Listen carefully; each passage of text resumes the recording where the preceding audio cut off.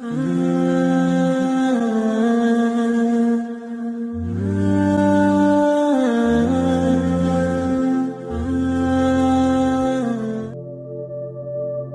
ہاتھ اور ساتھ دونوں چھوڑ دیتا ہے تب اللہ تعالیٰ کوئی نہ کوئی انگلی پکڑنے والا بھیج دیتا ہے۔ دوسروں پر آئی مصیبت کو سزا اور اپنی مصیبت کو آزمائش سمجھنے والا بھی تکبر میں مبتلا ہے۔ بے بس کی آنکھ سے گرنے والا ایک آنسو نہ جانے کتنی عبادتوں پر فوقیت لے جاتا ہے۔ گناہ نہیں چھوٹ رہا یہ فکر کی بات ہے، مگر ضمیر ملامت نہیں کر رہا یہ خطرے کی بات ہے۔ مزاج میں تھوڑی سختی لازمی ہے، لوگ پی جاتے سمندر اگر کھارا نہ ہوتا۔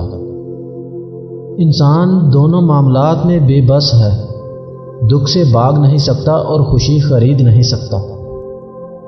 کائنات کا سب سے بڑا سچ، رب العالمین تک پہنچنے کے لیے رحمت للعالمین کی پیروی ضروری ہے۔ رویوں کی زبان سب سے صاف اور خوبصورت ہوتی ہے، بغیر کچھ کہے سنے ساری بات کی سمجھ لگ جاتی ہے۔ منزلیں چاہے کتنی بھی اونچی ہوں، راستے ہمیشہ پاؤں کے نیچے ہوتے ہیں۔ جب اللہ نے آپ کی زندگی کو اچھا موڑ دینا ہوتا ہے تو آپ کو جھوٹے اور مکار لوگوں سے دور کر دیتا ہے۔ اچھے وقت میں غرور سے بچنا، برے حالات میں نا امید نہ ہونا اہل دانش کی نشانی ہے۔ ہمیشہ خیال رکھنا کہ آپ کا مسکرانا رونے دھونے سے زیادہ ہو، اور آپ کا دینا وصول کرنے سے زیادہ ہو، اور آپ کی محبت نفرت سے زیادہ ہو۔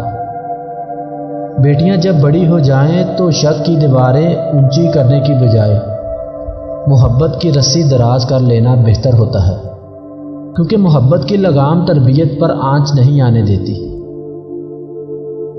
اپنی ذات کے اندر ایک ایسے انسان کو ڈھونڈو جو صرف اپنے لیے نہیں دوسروں کے لیے بھی جینا جانتا ہو۔